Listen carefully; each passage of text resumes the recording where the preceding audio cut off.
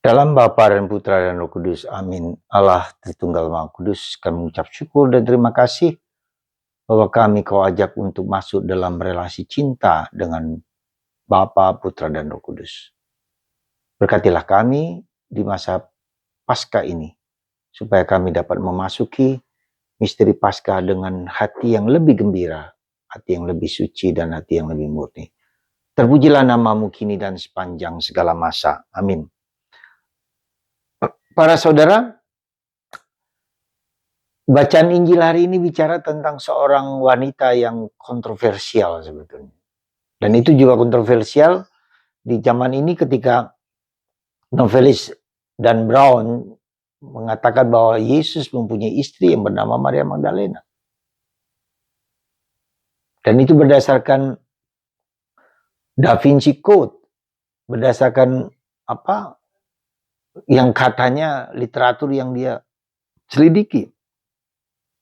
Tapi itulah untuk membuat novelnya menjadi termasyur dan laku keras, maka bahkan dijadikan film.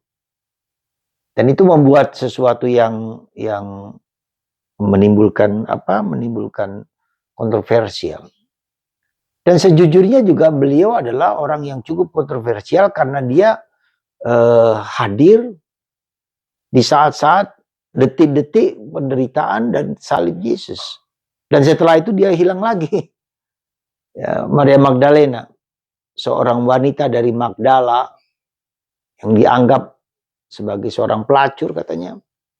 Dan dia dibebaskan dari ketujuh demon iblis dalam tubuhnya, sehingga dia merasa sangat bersyukur dan sangat berhutang budi dan sangat berterima kasih karena Yesus telah membebaskan dia dari belenggu perangkap dosa yang membuat orang jatuh di dalam dosa seksual. Ya, dan itu mungkin juga pada zaman ini. Jadi saya melihat bahwa apa yang bisa kita petik dari orang yang bernama Maria Magdalena ini. Pertama adalah bahwa ketika cinta Allah itu begitu besar dan begitu membara dalam hidup kita karena Tuhan membebaskan kita, sekali lagi Tuhan utang dosa itu telah dihancurkan dan telah dikalahkan, ya. Dan kita merasa dibebaskan dari belenggu apapun, entah belenggu seksual, entah belenggu judi, entah belenggu minum, atau berbagai macam belenggu-belenggu yang menghancurkan keluarga kita. Secara khusus saya mau menyinggung soal judi online. Ya, begitu banyak orang yang terperangkap dengan judi ini atau pinjaman online, ya, sehingga keluarga mereka bisa hancur dan hancur sungguh-sungguh. Bukan hanya puluhan ribu, tapi bisa ratusan juta, bahkan ada yang 1 M hanya karena judi online. Ya, orang ditangkap dengan apa? Dengan adiktif, ditangkap dengan ketergantungan, dan itu sungguh nyata.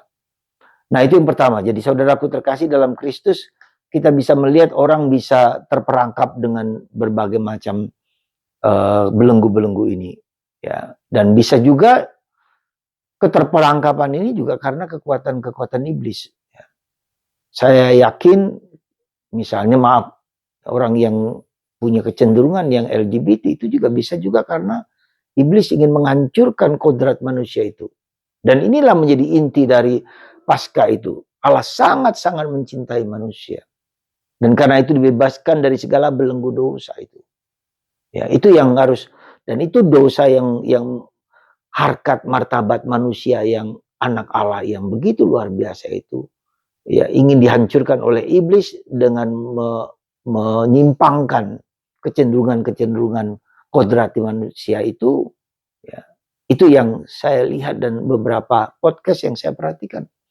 Orang-orang yang terperangkap ini adalah orang-orang yang iblis ingin menghancurkan. Ini loh ciptaan Allah yang tidak benar, ya, yang menyimpang, ya. Dan beberapa orang yang mempunyai kecenderungan itu dibebaskan dari Yesus dan kembali menjadi normal, ya. Itu yang, maka menurut saya penting juga kita mohonkan rahmat ketika orang mempunyai kecenderungan sesama jenis, entah laki atau perempuan, untuk mohon secara khusus dibebaskan dari kuasa kegelapan, karena itu akan akan menghancurkan citra imago Dei, citra putra Allah, gambaran Allah dalam diri kita. Yang pertama. Yang kedua, kita harus sekali lagi, karena kita dibebaskan, maka kita jawab dengan cinta yang sama. Maka Maria Magdalena nekat pagi-pagi datang ke kuburan untuk melihat Yesus. Ya, jadi ini ada kerinduan gitu. Pertanyaan kita yang penting bagi kita, adakah kerinduan dalam hati kita yang seperti itu? Ya, maka mari kita mohonkan supaya kerinduan itu sungguh-sungguh kerinduan yang dalam diri kita, yang kita miliki dan kita punyai.